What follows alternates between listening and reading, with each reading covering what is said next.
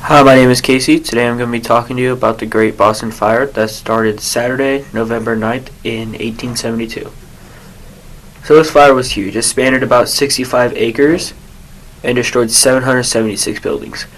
Now, some of those buildings were caused to firefighters that got the permission by the city to use gunpowder to try to create a fire break. So they actually just went around blowing up buildings, which is very weird because you can't really see any cities granting that now. So Boston was going through a lot of rapid development after years after the Civil War, but improvements, especially in water mains, have not yet been upgraded. There's no reasoning why, it's just they weren't really thinking about it at the time because they'd not had any great fires in Boston at this time. Also, a disease affected the horses who pulled the fire engines, which is really, really bad because they were too weak to pull some of the engines. So they actually had to call out help from all surrounding states, and every New England state sent firefighters except for Vermont. Vermont did not send any. Now, the fire started at Building 83 on Summer Street at the corner of Kingston Street in a downtown area of Boston. It started around 7:24. That is when the first alarm was pulled and received at Box 52. After this, by 8 p.m., only 36 minutes later, 5 alarms were struck and everyone was all in to help. They had 180 men there in minutes. They called tugboats over to help fight, and it was just going downhill fast in Boston. And after this, they realized it was time to start upgrading those things such as water mains and keeping better environments for their horses and keeping up on feeding and cleaning and regularly taking care of everything. And this fire actually was believed to be started by a horse at first. They thought a horse kicked over a kerosene lamp in a stable, and that caused the blaze to initially start.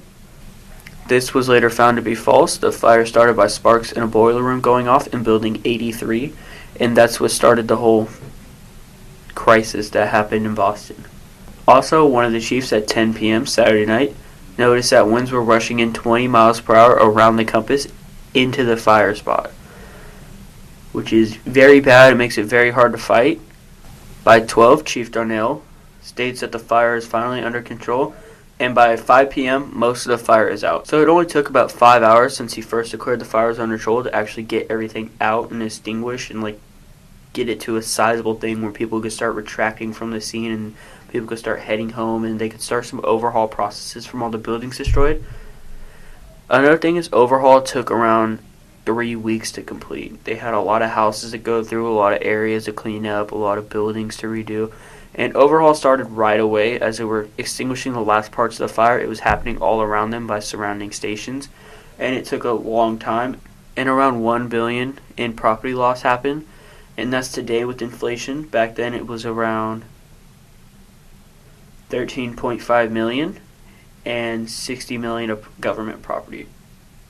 And this resulted in thousands of Bostonians losing their jobs. Mom and pop shops burnt down, companies burnt down, whole businesses burnt down, and a dozen agencies actually went bankrupt trying to pay out.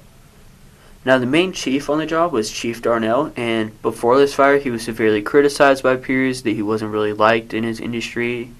A lot of people didn't really look up to him. But after the fire, he was considered a hero. He went on and created the NFPA.